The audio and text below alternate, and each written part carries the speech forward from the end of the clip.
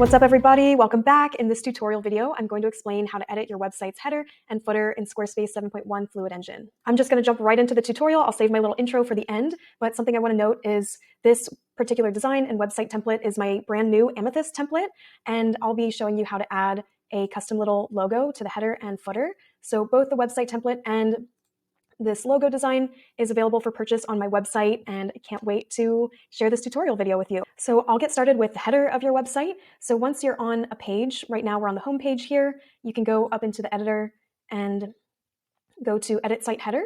From here, these are all of your global website header settings here in Squarespace. Everything's pretty self-explanatory, so if you click through all the little buttons, you'll see a bunch of little nuances and customizations that you can make, but I'll just quickly go through some of my favorite settings here and some helpful elements to note.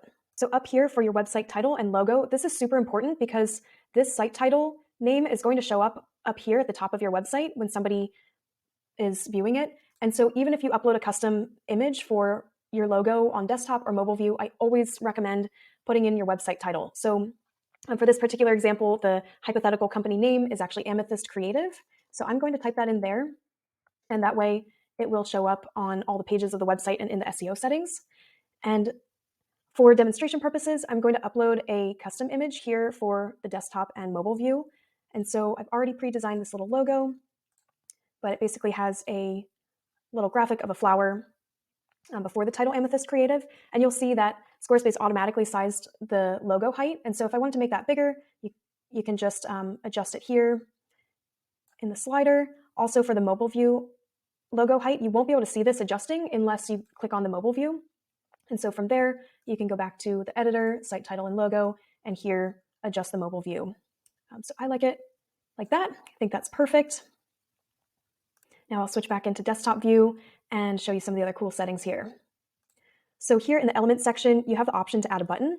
And if you add a button there, you will customize the text for the button here in the header settings, and then the link that you might want it to go to.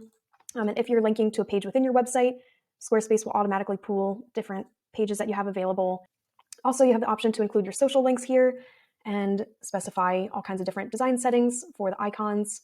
The language switch is a whole other thing in Squarespace, which I won't get into in this video, but note that that's available. People can switch languages and have a translator automatically set that up for you if it's a separate subscription and stuff. So only look into that if you really need your website in at least 2 different languages. And then if you have a shop on your website, definitely select the cart button. It might not automatically come up on your website. And so that's super important. Just if you start building out a shop and that cart icon's not there, then your customers won't be able to complete the checkout process intuitively. Next up, we have the style settings, some of my favorites. You'll see a whole bunch of different options that you can select from. You can have it gradient up top. You can have it customized to a specific theme with whatever color settings you have for your website, or the dynamic one sort of detects whatever background you have and sets it to that. But for the sake of this website template, I have it set to solid. And then, there's all kinds of opacity settings and stuff. Drop shadows, borders. Right now I have a border set with just that crisp little line underneath the website title. And you can play around with that stuff as long as you like. I personally always keep my websites with a fixed position header because I keep my headers pretty small. Actually, here, I'll show you real quick. So if you're viewing a demo of the website, then when the header's in a fixed position and that box is checked, it will always stay there. I personally like that just because no matter what page or content your website viewers are on, they can always easily navigate back to the other tabs. Otherwise, you have to scroll all the way back up to the top, and it's just, another chance for people to not be able to find what they're looking for. So that's it for the global settings of the header. Now, you also have some customization with the desktop view versus the mobile view. So Squarespace just has a couple different header layout options that you can choose from. And actually, since this logo has the graphic on the left of the words, I think it would look pretty nice to be displayed like that instead of centered. So that's a quick little design change that made the website look a little bit different. You'll see, some will be really obvious, like this one would look pretty awkward, but I'd say this one or that one, or no, it was this one. Either of those two look pretty good on this website, in my opinion. Next up, you can change the spacing of the vertical padding here, or the different elements. I'm not going to mess with that too much here. And then for the mobile view, pretty much the same kind of header layout options apply. You also have the option to choose your mobile icon. I like the equal sign and the plus the most usually, but the classic hamburger or this one is pretty cool too. And you can change the thickness as well. Also for the header overlay menu, you have a few options as far as the colors and alignment of things go. But yeah, that's it for the header. Let me know what you think, and I'll get into the footer right now here in just a second. All right, so to edit the footer of your Squarespace 7.1 website, it's similar to the header where you scroll down the page to where you see it and hover over and say edit the footer. The only thing here though is that Squarespace doesn't have the different settings pop up in like a special menu. You have to manually go in and create the content and the links, similar to how you would edit content on the rest of your page. And so right here, this is a custom block that I added. It's a gallery block, and it's meant to look similar to like an Instagram feed. So I'll get into Instagram feeds in a separate video, but basically this is just a gallery block, and then another section, well, two separate sections down here with the company's name and information, and then the copyright trademark kind of symbol and date down at the bottom. So there's a lot of different things you could or could not include in your website's footer, but certain things that I always recommend is your business's name, some sort of brief title about what you do, and that could be like 1 to 3 sentences, and then your social links, the links to all the main pages of your website, and then your copyright. If you have a privacy policy or terms of use page, that's great to go down at that very bottom part of your footer, and crediting your website designer or any photographers or people, copywriters, people that played a big role in your website's design. So there are so many different ways that you can lay out the content in your footer, and Squarespace has a couple of different ideas. So if you go to add section here in the footer, you could start with, let's try this one out and see what that would look like instead.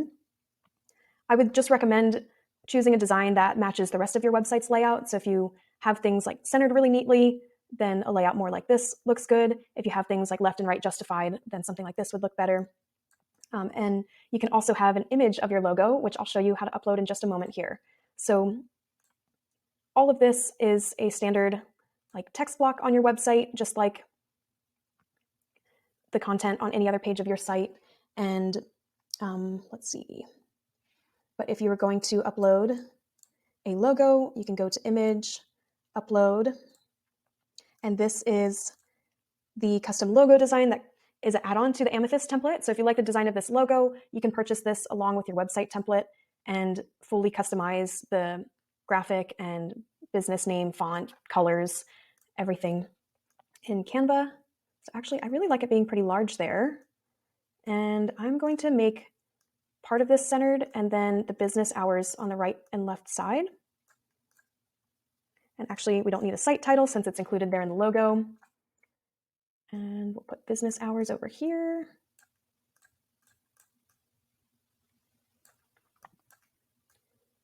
And the social links over here. I'm just going to do a really quick job of this. So yeah, just for demonstration purposes, but there you have it. All right, cool. Last little thing, something that can help just like with your content a little bit is if you adjust the vertical alignment. That'll make a little bit of a difference. And then once you're done editing your footer, make sure to double check it on mobile view and make sure it looks good because you will have to edit that separately. So see where Squarespace just automatically put the new logo underneath everything. What we're going to do is move the logo up here. That looks great. We'll put the address there and make sure it's centered. I'll just stretch this out just in case and align that vertically so there's a little bit more space there. And then we'll put the business hours on the left side so that it matches the way that the main website is. And we'll do the social links on the right side. Perfect. Thanks for bearing with me through these edits. All right, gorgeous. And then, yeah, this section down at the bottom with the copyright is pretty self-explanatory how to edit that. And voila. There you have 2 different versions of a website footer for the Amethyst Creative template. And the last and final little thing that I wanted to note is that anytime you're uploading custom logos to your website for the header or footer, it's always best to have a logo with a transparent background and a really high quality file size. just to make sure that there's no weird like white outline box around the logo when things show up on a different colored background or anything. And sometimes if like the logo isn't quite centered right on the website or things aren't like quite coming together, you might have to go back in and edit your logo in Canva or whatever software that it was designed in, just to get those little fine-tuned details dialed in. Well, friends, that about wraps up everything for today. If you liked this video and found it helpful, please like it and subscribe to my YouTube channel. Feel free to visit my website, luminescentdreams.com. You can check out the different web design services that I offer there. I have custom web design services, VIP days, which are 4-hour website work sessions where I get into super detailed custom edits.